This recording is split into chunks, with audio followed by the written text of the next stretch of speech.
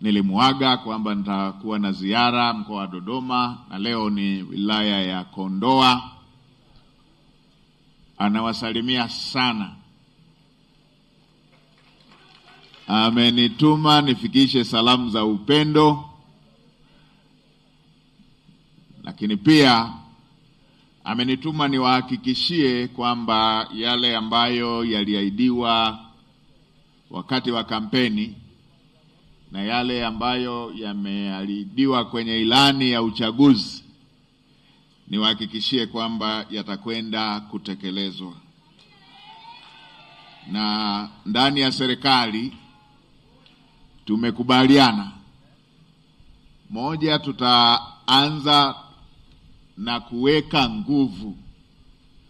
Kipaumbele cha kwanza ni kuweka nguvu kwenye miradi ambayo katika kipindi cha miezi 6 mpaka mwaka ama na sehemu ilipopoa utekelezaji wake.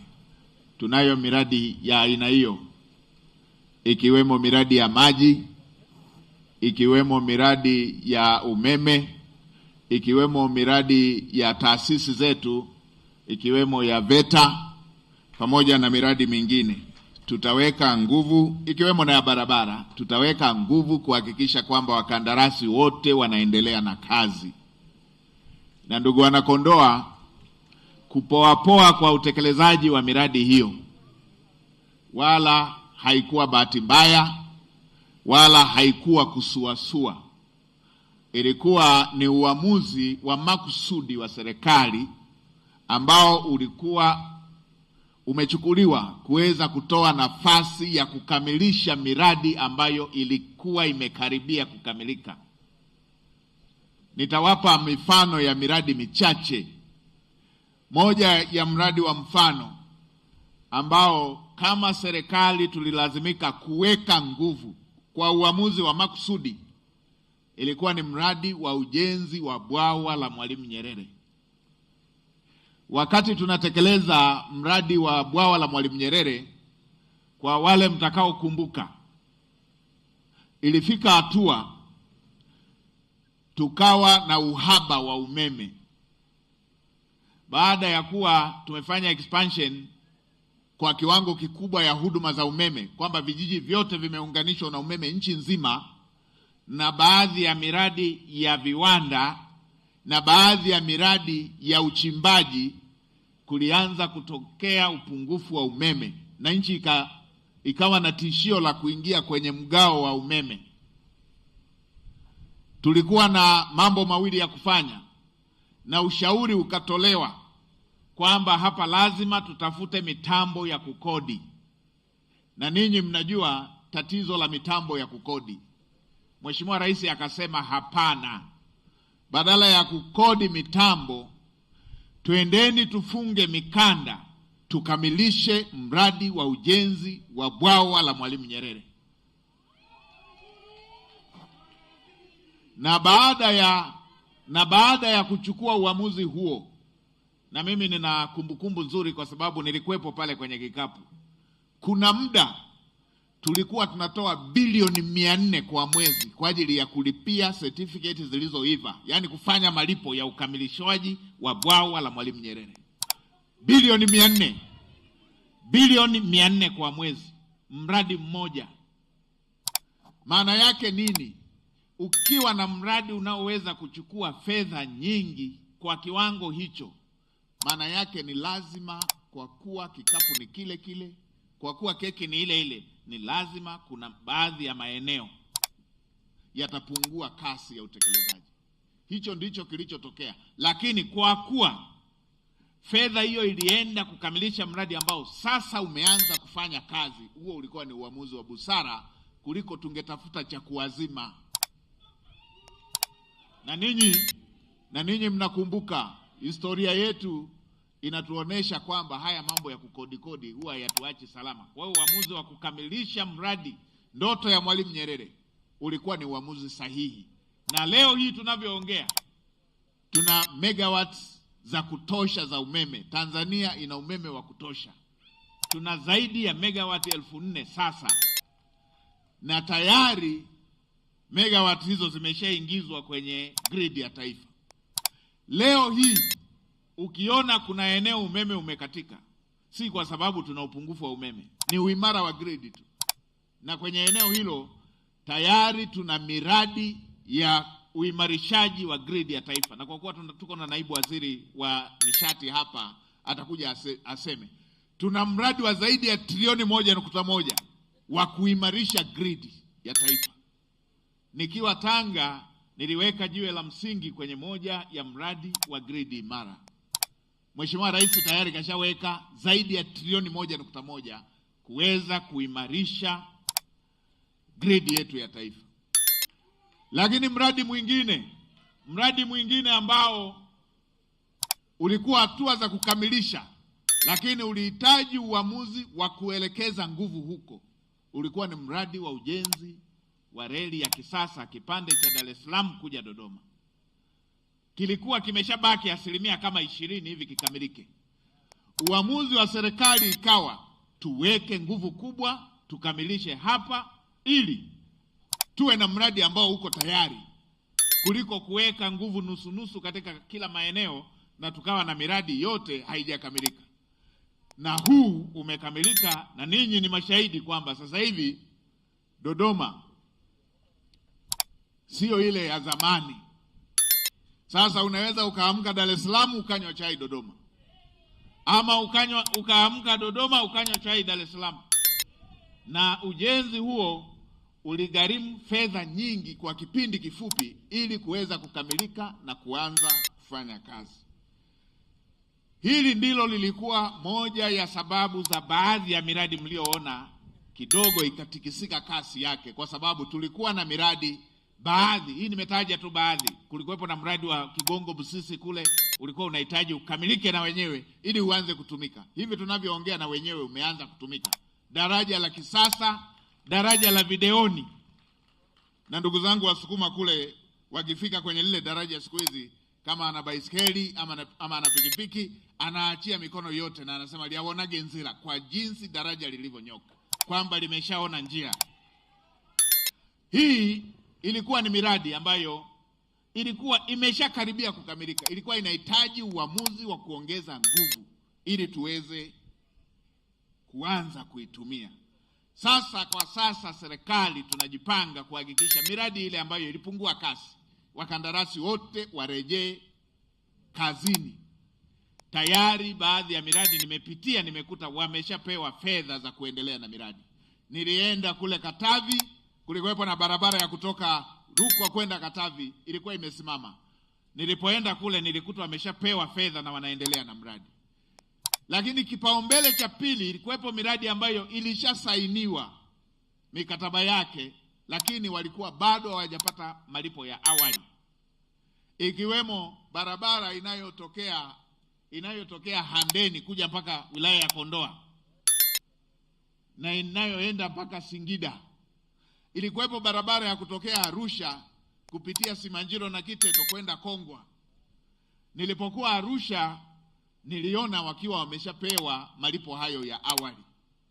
Kwa hiyo hiki tunachokiongea sio maneno, tayari tumeanza utekelezaji wake.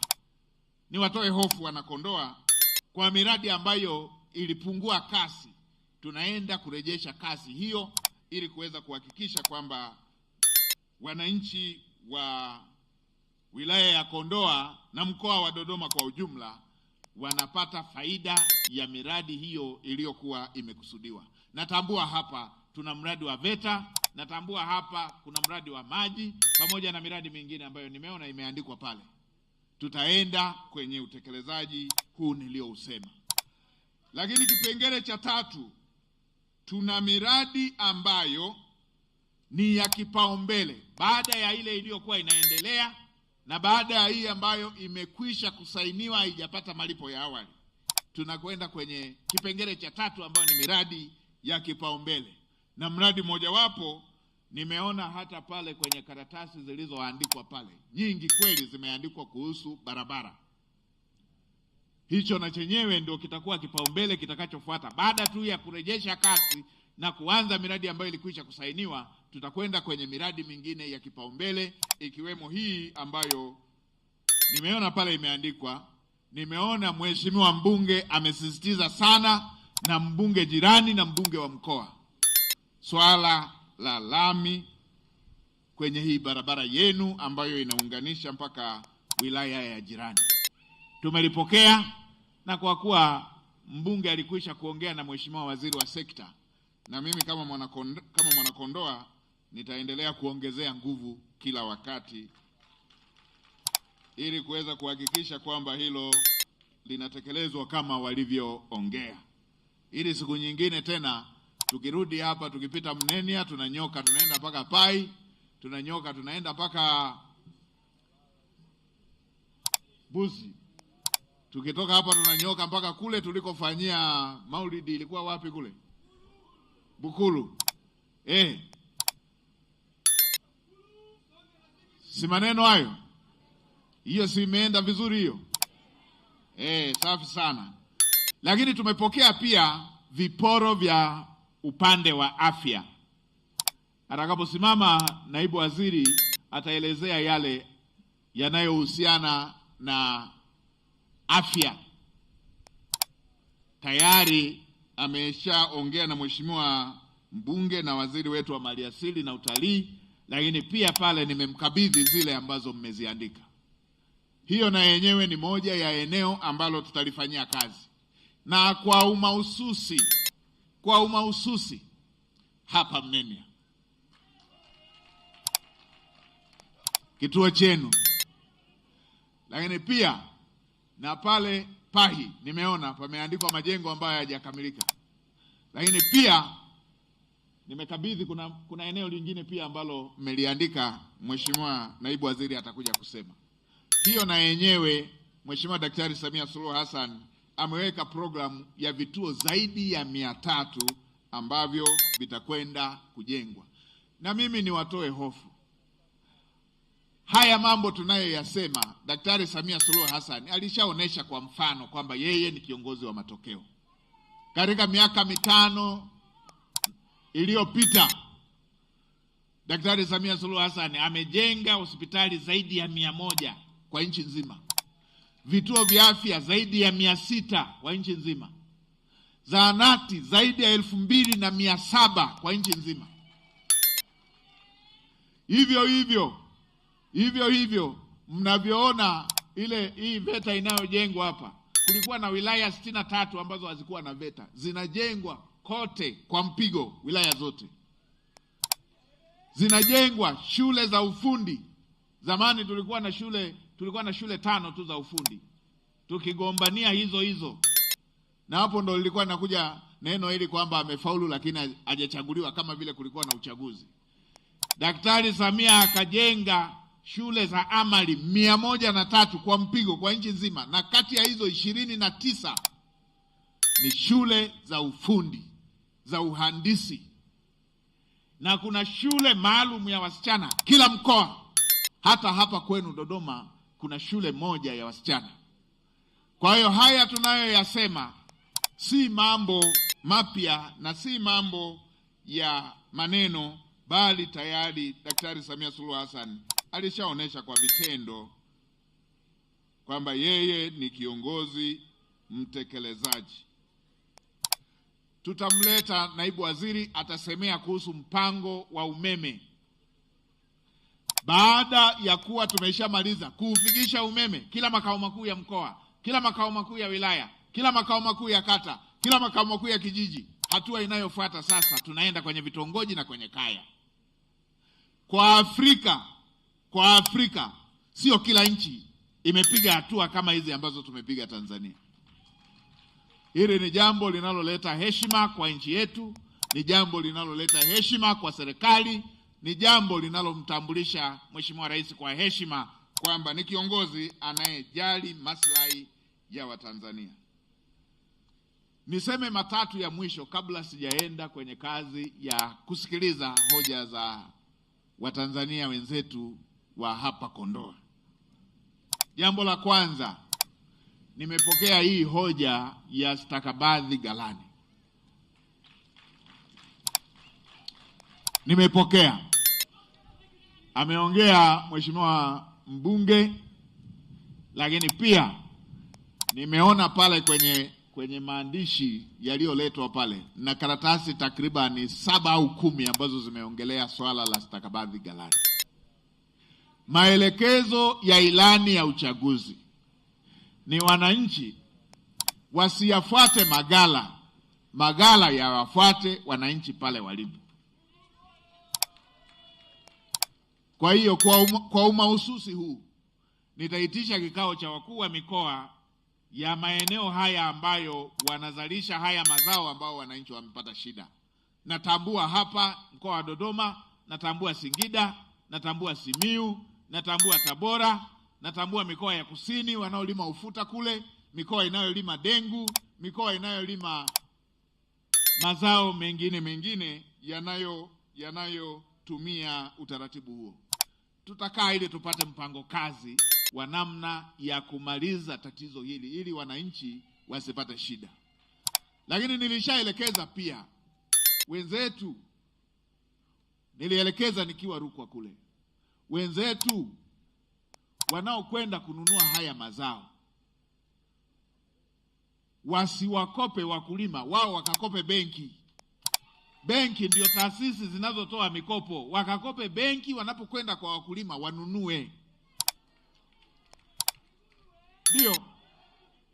Kwa hiyo nitakaa na hawa viongozi wa mikoa na wa sekta ili kuweza kufanya tathmini ya utekelezaji wa utaratibu huo.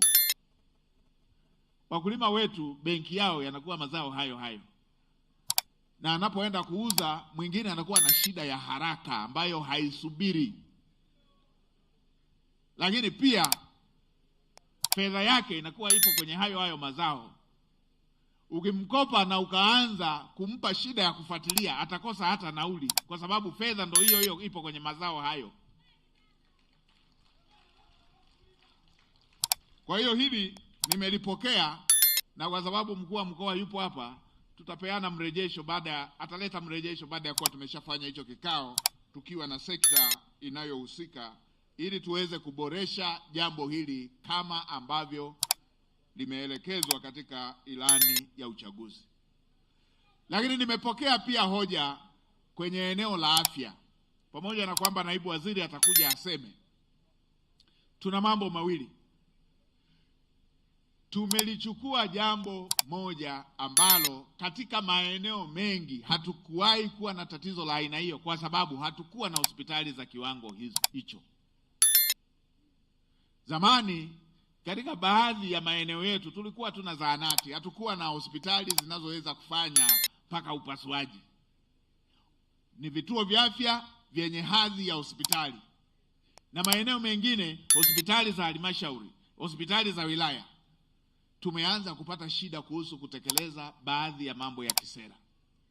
Niwaombe mridhie, kwa kuwa tayari serikali imefanya uamuzi mkubwa wa kwenda kwenye bima ya afya. Kuna baadhi ya matatizo ambayo tumehangaika nayo kwa muda mrefu yataenda kuisha kutokana na utekelezaji wa bima ya afya kwa wote. Kwa mfano, kulikuwepo na shida inapotokea bahati mbaya mwenzetu ametangulia. Ilikuwa inatokea utaratibu wa kuzuilia mwili kwa sababu ya kudaiana. Mheshimiwa Rais alishaelekeza pasiwepo na mwili wa mpendwa yeyote unazuiliwa kwa sababu ya deni la matibabu. Kwa naelekeza tena hilo. Pasiwe na kituo cha afya, zahanati, hospitali inashikilia mwili panapotokea mpendwa wetu ametutoka. Tena kwa wenzetu wa dini ya Kiislamu huwa hatuna muda mrefu wa kuhifadhi mwili wa mwenzetu akiwa ametutoka. Tukibakiza hospitalini tunadaiana kuhusu malipo. Ule mwili tunaoshikilia hauwezi ukafanya malipo. Kwa kuwa hili lilishatolewa maelekezo, niendelee kusisitiza, mganga mkuu waambie na wenzako wote mahospitalini watekeleze maelekezo haya.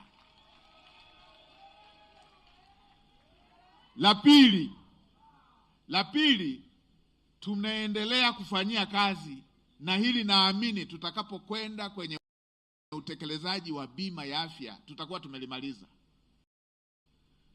Tumeendelea kupata shida ya unapokwenda kumwona daktari unatozwa fedha, unapokwenda maabara kufanya vipimo unatozwa fedha, unapokwenda sasa kuanza matibabu fedha ilishaisha. Na mbaya zaidi, katika baadhi ya hospitali zetu ukienda kwenye taarifa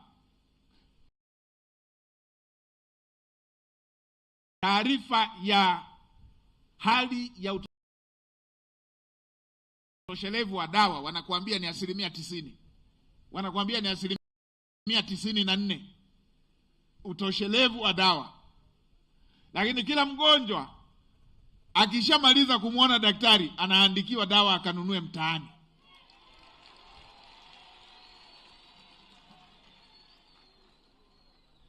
Hili na lenyewe halikubaliki, na nimeelekeza waganga wakuu kote wawasimamie wale wanaofanya manunuzi, kwa sababu katika baadhi ya maeneo inawezekana dawa zilizonunuliwa haziendani na matumizi yanayohitajika zaidi katika eneo husika. Katika nchi yetu kila ukanda una aina ya dawa zinazohitajika zaidi. Leo hii ukipeleka dawa za malaria Zanzibar unapoteza dawa hizo kwa sababu walishatokomeza malaria. Leo hii ukipeleka baadhi ya dawa katika baadhi ya mikoa za typhoid hawana cases nyingi za typhoid. Kwa maana hiyo lazima tununue dawa kufatana na uhitaji katika maeneo husika na aina ya dawa zinazotumika zaidi. Mimi nimekuwa pale Wizara ya Fedha, natambua kuna baadhi ya maeneo yanakuja mahitaji ya kutokomeza dawa kwamba zimesha expire. Zina expire vipi dawa ambapo kila wakati tunawaambia wananchi dawa haipo wakanunue mtaani?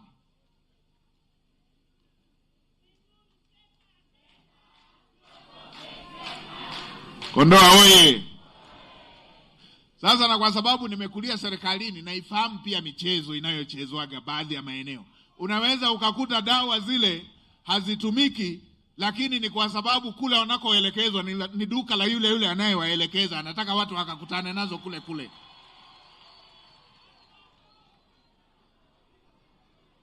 Nimeenda mkoa mmoja nikaambiwa taarifa zangu zikaonesha dawa zipo na wananchi wote wanaambiwa wakanunue dawa mtaani. Nilipoulizia dawa zipo, kwa nini mnawatuma watu wakanunue dawa mtaani? Na kule mtaani hilo duka, huyo ni nani anayeweza kuzipata dawa ambazo serikali haiwezi kuzipata? Nikaambiwa unajua hizi dawa zilikuwa zimeandikwa jina la kampuni, kwa hiyo hatukujua ndio maana zilikuwepo store. Mambo ya ajabu kabisa hayo. Kwa hiyo naendelea kulisisitiza hili, lakini niwaombe wananchi, kwa kuwa tunakwenda kwenye jambo la bima ya afya na tayari tumeshaanza kwa makundi, kwa hatua, tutaenda kumaliza lile tatizo la kwanza nililosema la unapokwenda kumwona daktari, unapokwenda kufanya vipimo maabara, na baadaye unapokwenda masuala ya kununua dawa. Tutakuwa na bima, na tutakapoanza kutekeleza utaratibu huo kwa makundi yote, hatua nzuri.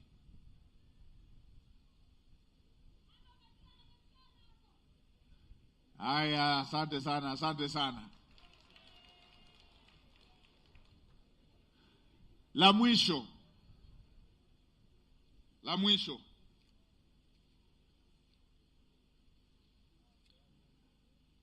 nimepokea hoja za walimu wanaojitolea na lile linalohusu, nimepokea.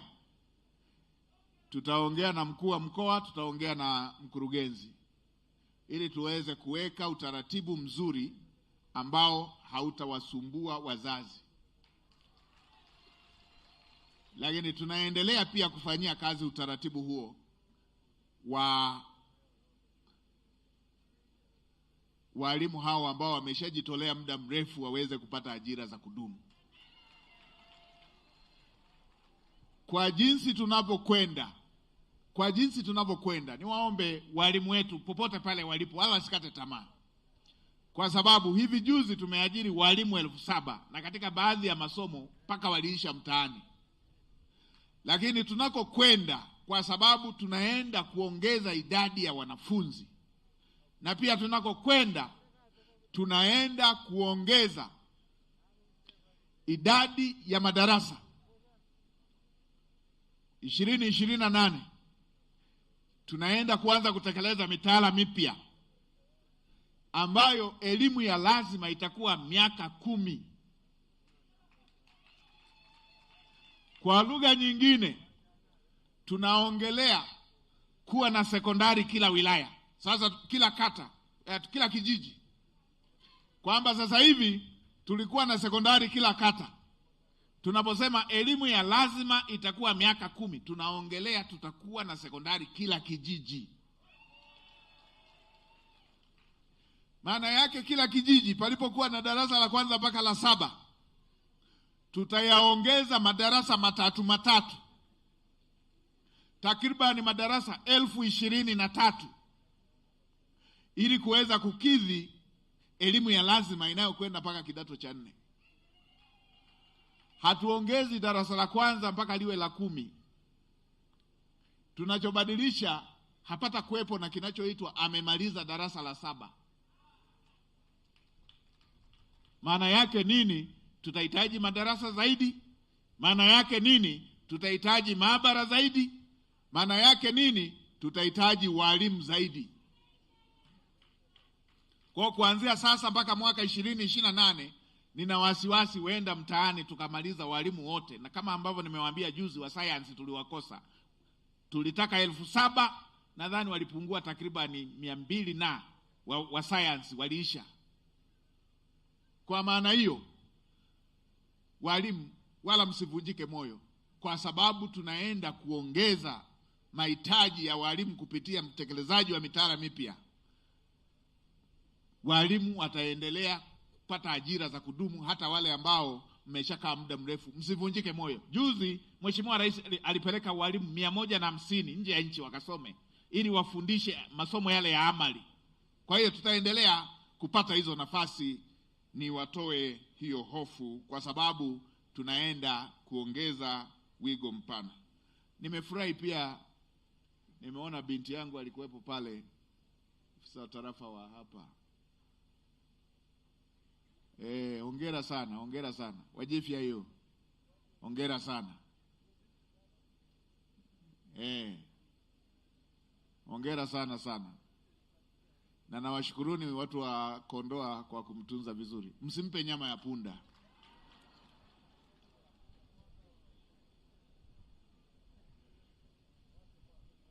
Sasa la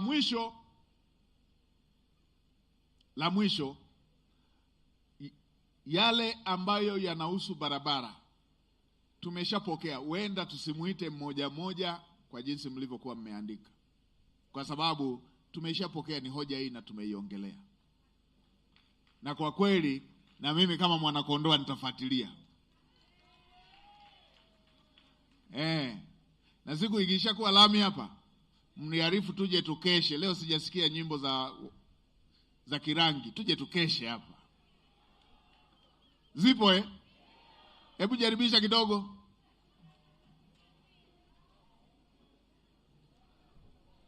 Haya, asanteni sana. Jaribisheni tu.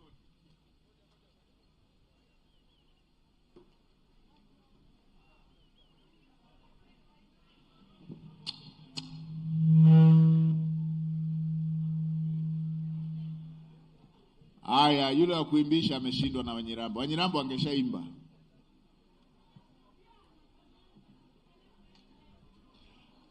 Haya, haina shida. Tutaimba wakati wa kutoka.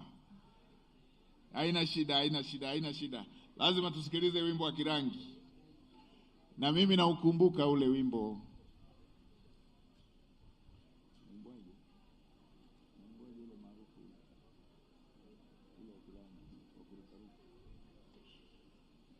Ule maarufu.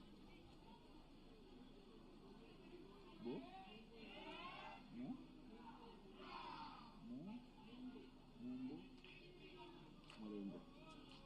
Na ukumbuka Mombo Morengo.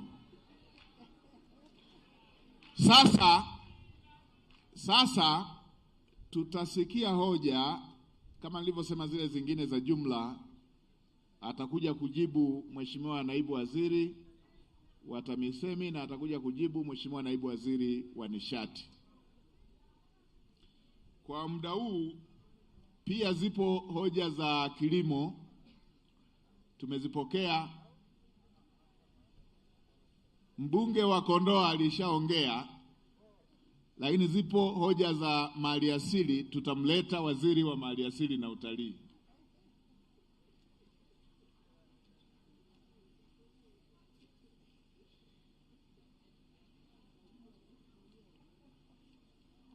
Kuna hoja ya maji kuchelewa kitongoji cha Darabi. Nimesemea hii hoja ya maji na mheshimiwa mbunge aliongelea sana eneo hili hapa. Nikuombe ndugu yangu Rashidi Tandala uridhie kwamba hili tumelipata na litaendana na ile miradi mingine ambayo nimesema. Asha Salim, mgawanyo wa mali. Hebu Asha Salim yuko wapi?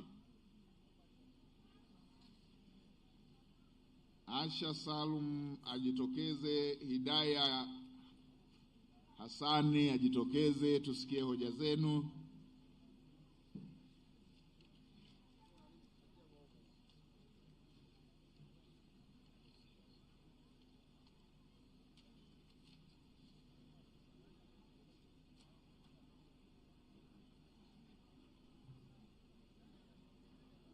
Haya, na ndugu Mohamed Asumani ajitokeze.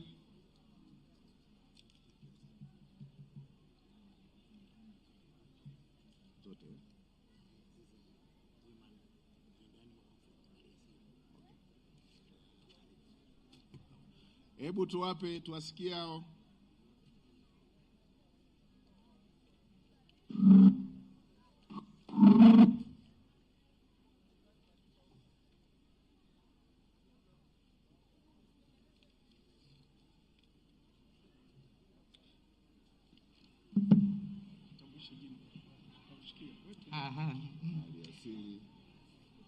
Asante. Kwa jina naitwa Asha Salim Maguo, ni mwanakijiji hapa Mnene. Mimi kero yangu kubwa kabisa mpaka kwenda kuandikisha jina langu, mimi nilifiwa na mume miaka 91 kutoka kijiji cha Pai. Lakini cha kushangaza, ndugu wa mume ambaye ni mdogo wa mume wangu marehemu ameendelea kumiliki nyumba ile mpaka dakika hii. Tumeongea maneno ya ya kijamaa nyumbani kwamba naomba basi hii nyumba ondoka, tufanye angalau watoto wapate kujisaidia. Aliendelea kuishi pale kwa ubishi mpaka dakika hii. Majuzi hapa nashukuru serikali imeleta wanasheria, ndo nimefika pale baada ya kuona ndugu wa mume hawana uwezo wa kunisaidia, ila baadhi sasa hivi ndo wameona kwamba kweli huyu bwana amekaa muda wa kutosha na mpaka watoto wamesambaratika. Mimi naishi huku kijijini, huku ndo kwetu, ila kijiji cha Pai ndo nilikokuwa nimeolewa. Hii ndo kero yangu kubwa. Je, ile mali watu tunakufa, nikiondoka sasa hivi ina maana ile haki ya watoto itakuwa inaendelea kulithiwa na wao na familia yake? Mimi hii ndio shinda yangu kubwa. Ili shauri liko wapi kwa sasa? Ni juzi hapa ndo nimefika pale Pai, wameniambia kwamba nianze process mwanzo, kufika mahakama ya mwanzo na niende na vitambulisho vyangu vyote, hati ya ndoa, muhtasari, ndo niendelee na baraza.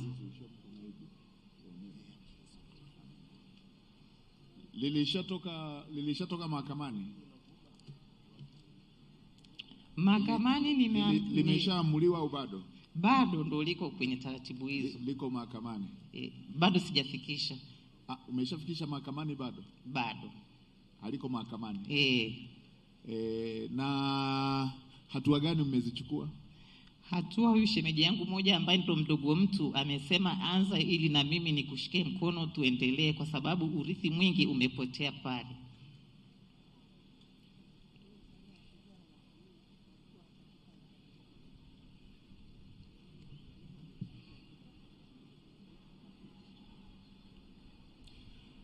Hebu irudie tena. Ile mali yule anashikilia kwa utaratibu gani?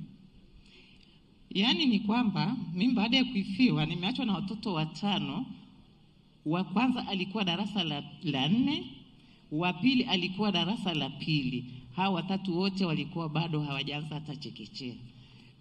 Pale Pahi nilionekana sina msaada wa aina yoyote. Ndugu zangu wakaja wakaniambia hivi, mbona hapa umeachwa katika njia panda? Twende nyumbani tukakusaidia, kwa sababu huku kuna umwagiliaji kama mlivyosikia taarifa za hapa, ili nipate mahitaji na wanangu. Ni kweli watoto wale 2 niliwaacha kule wakamalizia darasa la 7. Hao watoto wote 3 nikaendelea kuwa nao. Baada ya hapo nikaendelea kumwambia kwamba basi hata angalau mahitaji mwe mnanisaidia, lakini hakuna msaada wote nilioupata.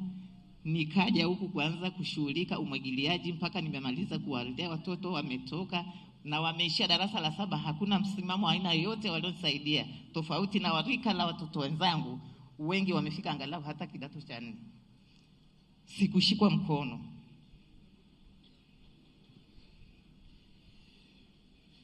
Bado nataka nilielewe vizuri.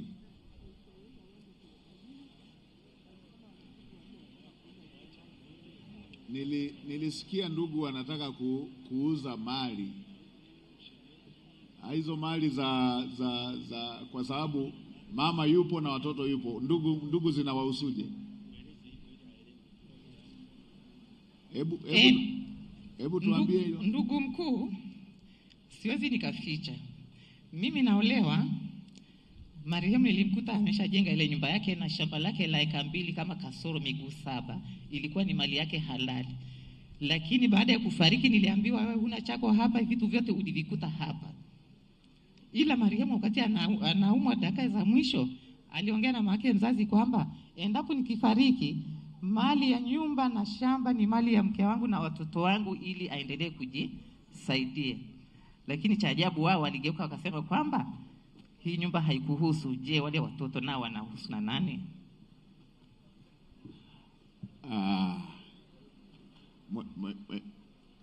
Mheshimiwa mkuu wa wilaya, hebu uje waite hao ndugu. Waite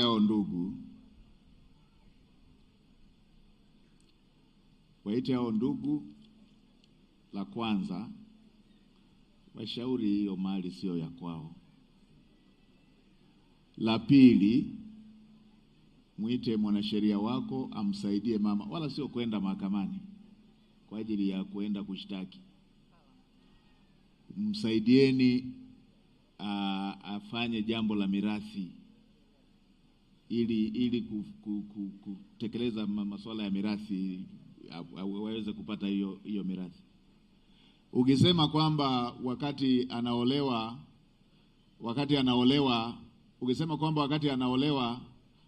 tayari nyumba ilikuwepo. Sasa na je, walioolewa mtoto akiwa tayari ameshasomeshwa, kwa hiyo utasemaje? Na ambao tumeoa mtoto akiwa ameshasomeshwa? Kuolewa na ukakuta nyumba ilikuwepo sio kigezo kwamba haikuhusu. Ndio hivyo. Hiyo inakuwa familia moja, na hivyo vitu vyote walivyochanganya vinakuwa vya pamoja. Huyu kaja na shamba, wakishakuwa moja linakuwa lao. Huyu kaja na degree.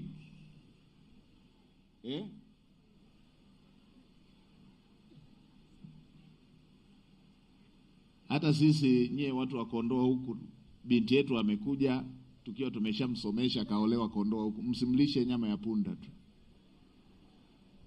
Lakini wala hatudai degree zile.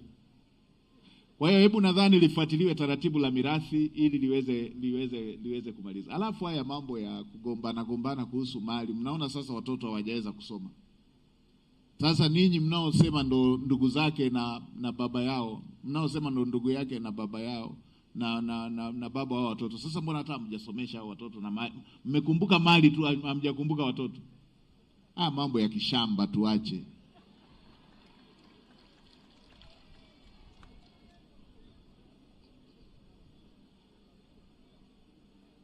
Sasa hivi nimeongea tu kindugu. Nimekwambia mkuu wa wilaya nenda kawashauri walimalize hili hapa. Na mimi ni mfuatiliaji kweli. Nadhani mnajua wafugaji huwa tunahesabu ng'ombe kwa macho. Kama hawataelewa hii kauli ya kistaarabu, mimi nimekuja na dawa ya kutia adabu watu wasio na adabu. Nenda ongea nao kistaarabu. Hiyo kama wameweza kutambua huyo ni ndugu yao, wameweza kutambua mali, watambue na watoto. Ndio. Kwa hiyo hebu mshaurini vizuri mkuu wa wilaya, waite, ongea nao, walimalize, mwelekeze vizuri, apate utaratibu wa kisheria wa mambo ya mirathi gawanywe ili mama aendelee na maisha hayo na apate haki yake. Haya, tupate wa pili. Mama andikishana na mkuu wa wilaya na afisa tarafa na dasi na mwanasheria wa wilaya. Assalamu taala wa barakatuh. Alaykum salaam. Kwa jina naitwa Hidayah Hassan Ikasa kutoka kata ya Kisese Disa. Mimi tatizo langu ni niliolewa na mume wangu, na baada ya hapo tukao tumeachana. Nikaenda mpaka mahakamani kutekeleza amri ya kufuatilia kesi yangu. Lakini kesi hiyo ilitatuliwa tarehe 26 mwezi wa 10 2017. Kesi hiyo ilitolewa maamuzi ya kwamba mali zigawanywe sawa kwa sawa, lakini utekelezaji haukufanyika. Baada ya hapo niliomba rufaa kuondoka mahakama kuu. Nilipofika mahakama kuu tuliendelea na kesi, na baada ya hapo niliambiwa nirudi mahakama ya wilaya itekeleze amri ya ugawaji wa mahakama kuu. Lakini nilipofika mahakama ya wilaya, Mheshimiwa Hakimu Muhina aliambia hakimu aliyoifuatilia kesi yako hakuorodhesha mali ulizogawanywa ambazo mlizokuwa unatakiwa kugawanywa. Kwa hiyo tena hapo nikaondoka tena, nikaomba rufaa kuondoka mahakama kuu. Nilipofika mahakama kuu, na hapo niliomba wasaidizi wa kisheria wakanisaidia kwamba nipeleka angalau hata nakala moja kwa wajaji mfawidhi. Na baada ya hapo niliomba tena rufaa. Na baada ya rufaa ilisikilizwa na hatimaye maamuzi yalitolewa tarehe 16 mwezi wa 7 2024. Sikufuatilia kwa sababu sikuwa na uwezo aina yoyote, maana kiasi kilichotembea ni kikubwa sana na watoto walikuwa wanahitaji msaada wa shule na chakula ndani, sikuwa nacho. Na mpaka leo hii naombeni serikali inisaidie. Na nakala zangu naona mnaziona hapa mbele yangu ninazo.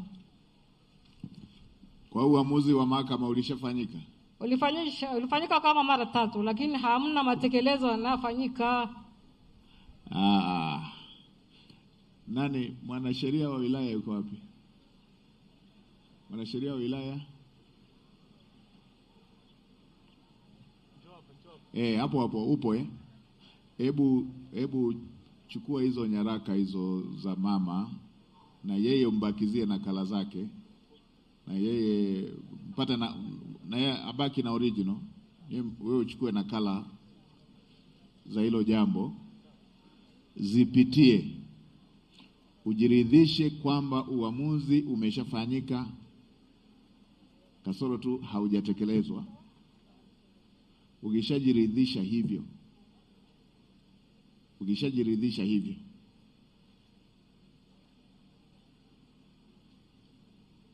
mkuu wa wilaya na huyo mtu wa sheria, simamieni utekelezaji huo. Si mahakama imeshasema? Mahakama ikishasema huyu ana haki na huyu ana haki, nendeni kwenye utekelezaji. Na nasemea mkuu wa wilaya kwa maana ya mwanasheria akishasema uamuzi huko vile, mtume OCD aende na kikosi chake akampatie mama mali yake. Kwa jiridhishe, baada ya hapo shauriana na mkuu wa wilaya. Alafu peleke OCD na kikosi kinachojua kushughulika na wafanya fujo ili mama apewe mali yake. Mama, wewe mwanasheria huyo atakusaidia azipitie vizuri hizo nyaraka, na kama kuna jambo linahitaji hatua nyingine ya kisheria, zile wanasheria wanazijua vizuri, kwenda kwenye utekelezaji ili waweze kufanya uratibu huo. Nitahitaji haya nipate taarifa za utekelezaji wake, haya yote haya ninayoyasema. Haya, anayefuata. Assalamu alaikum.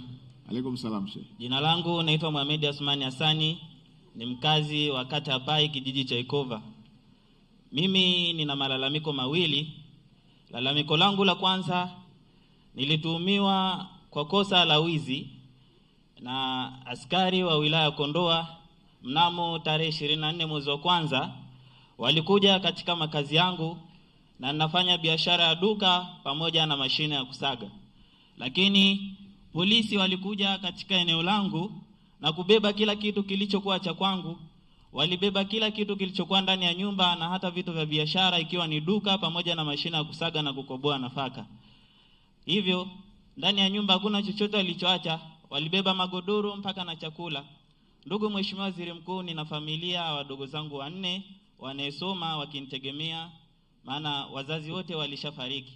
Na mpaka sasa hivi sina uwezo wa kuhudumia familia. Ilikuwa lini? Ilikuwa mnamo tarehe 24 mwezi wa kwanza mwezi huu. Mnamo mwezi wa kwanza 2026 mwaka huu. Sasa wakabeba vitu, wewe wakakuacha. Sasa vitu ndio viliiba. Walinichukua mimi, lakini walivontoa nilikaa kitoni ndani ya miezi 2 kasoro. Baada ya kutoka nimefuatilia vitu vyangu, lakini wananiambia wanipe vitu baadhi ambavyo ni vitu vya dukani. Lakini mpaka hivi sasa Mheshimiwa Waziri Mkuu, kuna vitu vya kuharibika na ninahofia hasara ambayo nitakaipata. Mimi niligoma kupokea vitu baadhi, maana nikiangalia kitega uchumi cha kwangu kikubwa nilichokuwa kikinisaidia ni mashine hiyo ya kusaga, na wao wananiambia nisubiri kwanza, na sielewi sababu ya msingi. Mashine iko wapi? Mashine ndio hivyo wameshavichukua, vipo kituo cha polisi wilaya Kondoa. OCD iko wapi? OCD, hebu tuambie vitu viko wapi?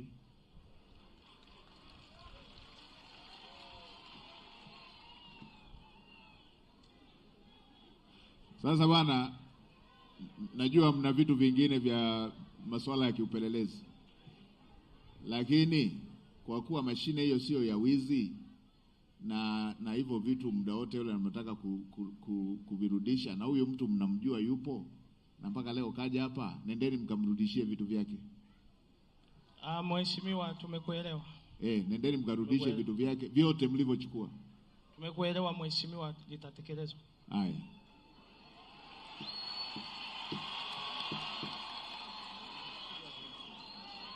Nakushukuru sana.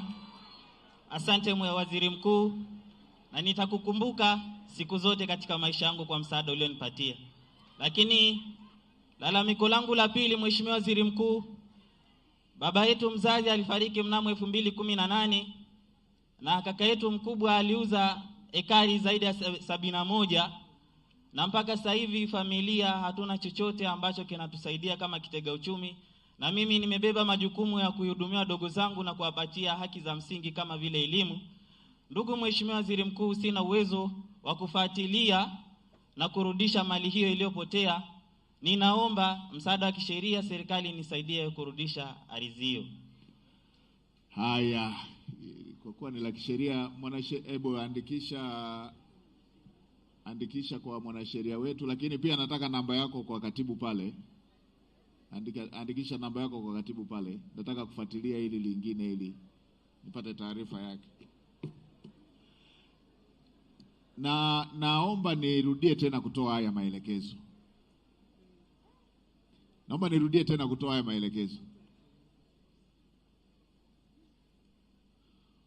Tusichukue vitendea kazi. Hizo ni ofisi za wenzetu. Nimesema kama pikipiki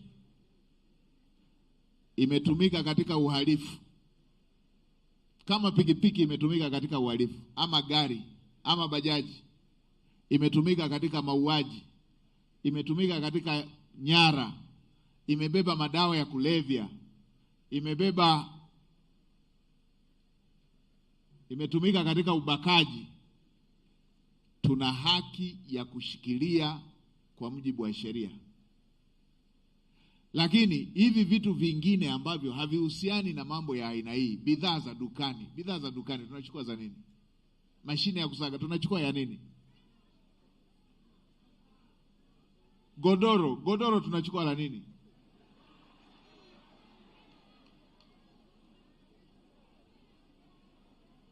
Tunachukua la nini?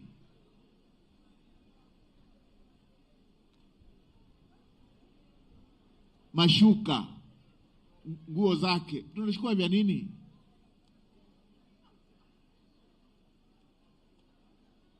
Na mtu muhusika mwenyewe yupo, tumeshampata. Sasa tunasomba hivi vingine hivi vyote vya nini? Fedha tunasomba, tunachukua ya nini?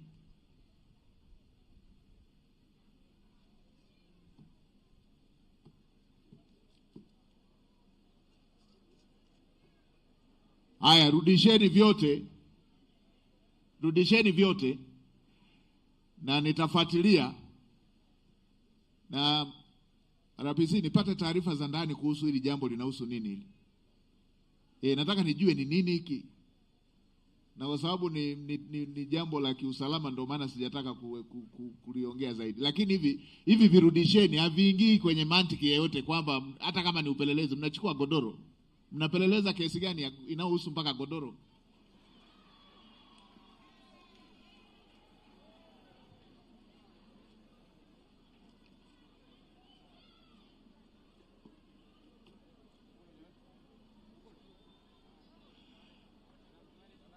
Hii ni mitaji ya watu, ni ofisi za watu. Sasa mnaweza mkaa mnatuhumu wizi, kumbe ndo mkaa mnatengeneza wezi.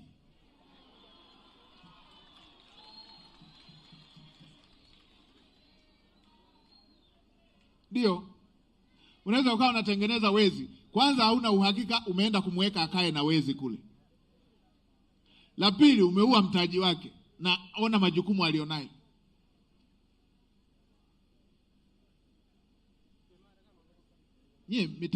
Kupata mtaji ni shughuli. Kupata ofisi ni shughuli.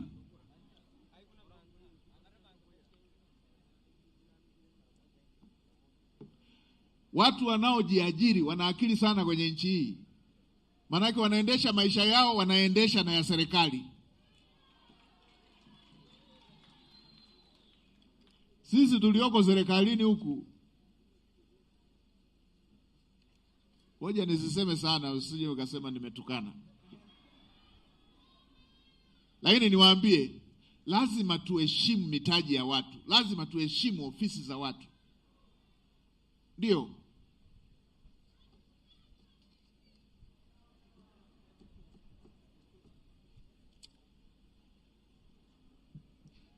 Ninataka nipate undani wa jambo hili lakini hivi ninavyoondoka leo hii, tumeni nendeni na kijana huyo mkampe hizo mali zake.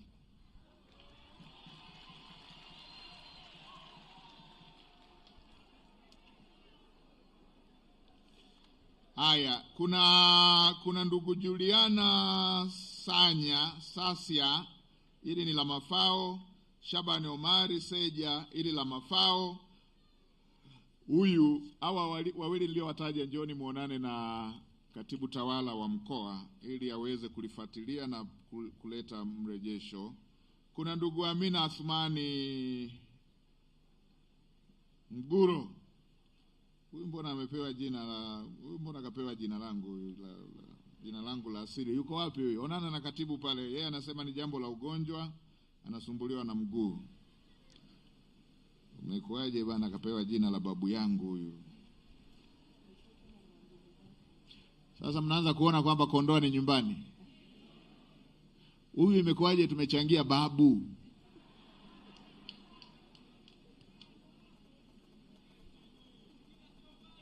Singida sio mbali. Inabidi tumwambie mwenyekiti wa mkoa airudishe Kondoa Singida. Singida ije Kondoa. Hilo linajadilika. Haya, kuna ndugu Paulina Peter Paulo ili jambo la mirathi. Paulina yuko wapi?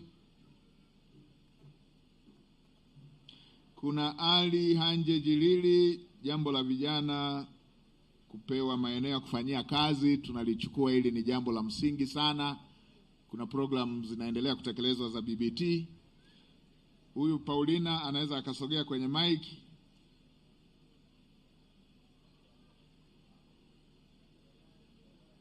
Kuna Mariamu Yusuf. Huyu asogee ili jambo lake jambo lake huyu kwa wapi? Mariamu Yusuf.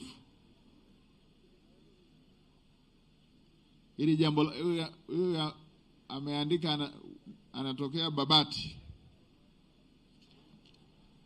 Hebu huyu ndo nani? Mariamu au Paulina? Paulina. Paulina, tuambie jambo lako. Mariam, nenda pale kwa katibu ili tujue undani wa jambo lako na namna ya kulifuatilia. Mariam aende pale kwa katibu pale. Mheshimiwa Waziri Mkuu. Sawa. Kwa majina naitwa Paulina Peter Paulo. Mume wangu alifariki mwaka jana tarehe 24 mwezi wa 8. Alianguka ghafla akiwa kwenye majukumu ya kazi ofisini. Baada ya hapo niliendelea kufuatilia mirathi. Nimefuata taratibu zote nilizoelekezwa. Mpaka sasa kile kidogo nilicho nacho mkononi nimemaliza katika kufuatilia hiyo mirathi. Ninasomesha. Iko hatua gani? Nilishaingizwa kwenye mfumo. Ishafika, iko ngazi gani? Mahakamani? Mahakamani nimeshamaliza. Ilishaamuliwa? Ndiyo, nilishaapishwa. Sasa nani ambaye amelikwamisha kwa hatua hii?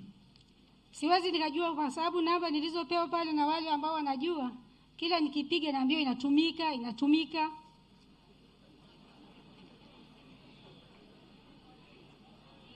Mheshimiwa Waziri Mkuu, naomba msaada wenu. Ninasomesha. Hata hivyo, wiki iliyopita tarehe 20 siku ya Ijumaa mtoto amemaliza mtihani. Nimeshindwa hata kumtumia nauli ya kurudi nyumbani. Kwa hiyo mpaka sasa yuko kwa mtu. Haya, pole. Katibu, mpatie 1 milioni ya nauli mtoto arudi.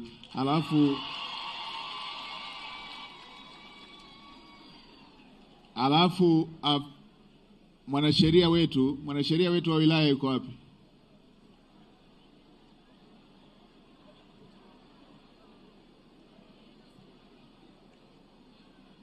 Haya, mama, nyamaza tu kulia, nyamaza, ngoja tulifanyie kazi hilo. Sasa bwana mwanasheria, hebu chukua hizo details zake hizo, kwa sababu uamuzi ulishafanyika. Kama jambo litakuwa katika ofisi gani, wewe utaweza kujua. Ulifuatilie mwenyewe, kwa sababu ni hatua ya utekelezaji tu. Ni jambo la kisheria. Na unaona mama mpaka ameshamaliza nauli hata ya kumrudisha mtoto. Fuatilia mpaka likamilike, umwambie siku unamwambia aondoke hapa, iwe ni kwenda kupokea fedha, sio kwenda kusikilizwa tena. Haya mengine yote yanaofuatia yashughulikie wewe hapa. Iwe ni Dodoma, iwe ni kwenye mifuko, lifuatilie. Haya, basi waone makatibu wa kupatia hiyo nauli mtoto arudi.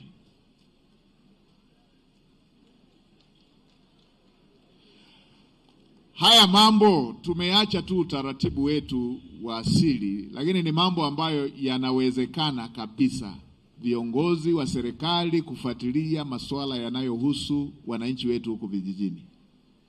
Liwe la mafao inawezekana kabisa kufuatilia, liwe la mirathi inawezekana, kwa sababu ndugu zangu wanakondoa, mimi nakumbuka kwenye sekta ya elimu, tukiwa shule ya msingi tulitakiwa kupiga picha, tukatakiwa kupewa namba ya mtihani, tukajaza fomu. Tena wakati ule zilikuwa zinaenda mpaka Dar es Salaam, lakini hamna siku sisi wanafunzi tumewahi kufuatilia. Mwalimu mkuu kapeleka kata, wakata kapeleka wilayani, wilayani mkoani, mkoani wakapeleka mpaka taifa, tena bila kuchanganya hata picha ya mtu mmoja. Mwisho wa siku wakatuletea namba pale pale kijijini, hamna mtu aliyetoa mguu. Ndio hivyo, kwa inawezekana mfumo kufuatilia jambo la mwananchi na mpaka majibu yakamkuta. Niambieni hapa nyewe wakati mnasoma, ndugu zangu, nani alifuatilia namba yake TCM9 apeleke baraza kule? Hamna, ni mfumo tu ulifanya kazi. Isipokuwa huku kwenye mambo mengine ya kufuatilia tumeacha utaratibu. Turudie huo ndo msingi wa mgawanyo wa madaraka. Huo ndo msingi wa kusogeza huduma kwa wananchi. Ndio. Haya, kwa hiyo jambo la mama yetu hilo litafanywa. Rashidi Juma wa Mnenia kuporwa shamba. Haya, Hamidu Hasani kubomolewa nyumba. Hebu asogea watu tuone. Vedastus Francis mgogoro wa shamba. Athmani Bakari kuporwa eneo lake.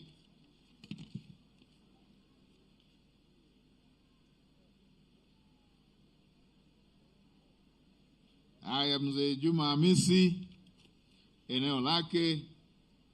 Salum Ali eneo lake. Kamishna wa ardhi yuko wapi? Ndugu yangu, leo upo na timu yako.